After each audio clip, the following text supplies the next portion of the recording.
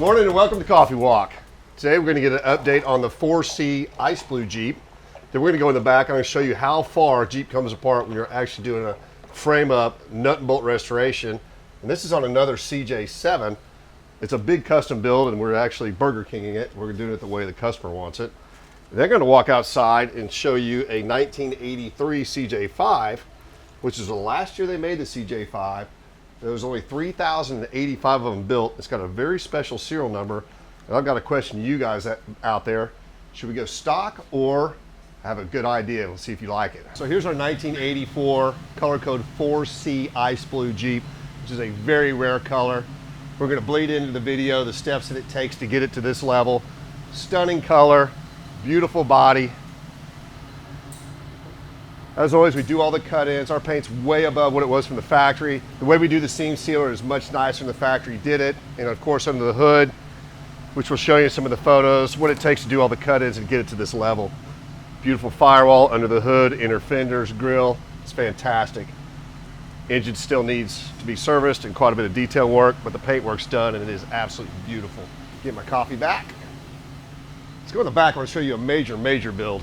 Actually, this Laredo just came in. It'll be coming soon. I'll tell you about it next week. 35,000 actual miles, garnet red. So it's odd. We actually have a CJ5 here in 81 and an 81 CJ7, color code 1D, which is autumn gold. It's a very rare color. It's a good, honest, original Jeep.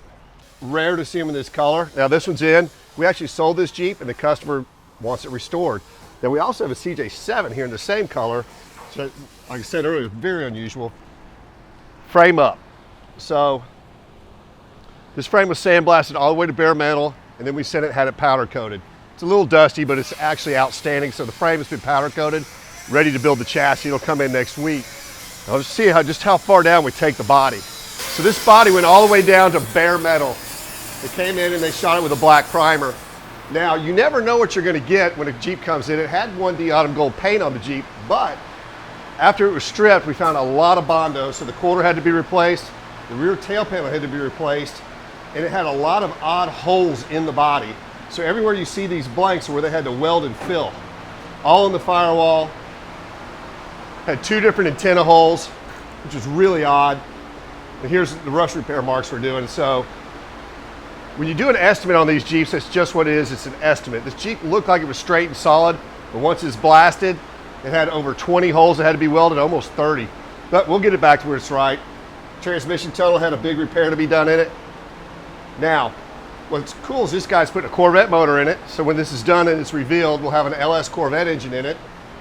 It's gonna have YJ half doors, which the YJ half doors from 87 to 95 will fit on a 76 to 86 Jeep. So the door openings for a 76 all the way to 95 YJ are the same. So sometimes you see a CJ that's got YJ half doors where they fit right on there. Another thing this guy has decided to do is he's going to put a family cage in it. I'll show you what that is. So in 1992, the YJ Wrangler went to what was called a family cage, which is this rear hoop right here. And it's got the attachments for the shoulder harnesses. So a lot of times these guys are building these CJs and they've got their kids in the back. They want more protection and shoulder harnesses. This is the way to go. Now, it's one of the first things that always goes in the wrecking yard when we part out a 92 to 95 YJ is this family cage. Now I want to go show you this 83 CJ5 that we just found. I tried to buy this car for about 3 years, this Jeep for about 3 years. Now there was a newspaper article that said, come buy the last CJ5. The owners had this Jeep in their family since it was new, and they believed it was the very last CJ5 built because of the newspaper article. Well, I want to show you something very interesting in the serial number. Now I left this dusty and dirty. This is just how we found it in the garage. But if you look right here in the serial number, you've got a 50000. Pretty cool. Now in 1983 was the last year they produced a CJ5. They had planned on stopping production in 82, but they had so many units that they just kept building until they ran out. So in 82 they made about 8,000 of them. In 83 they only made 3,085 of them. So as far as collectability goes, an 83 CJ5 should be in any major Jeep CJ collection. They are rare and they're tough to find, and they usually got ridden hard and put up wet. Here's my idea for this one.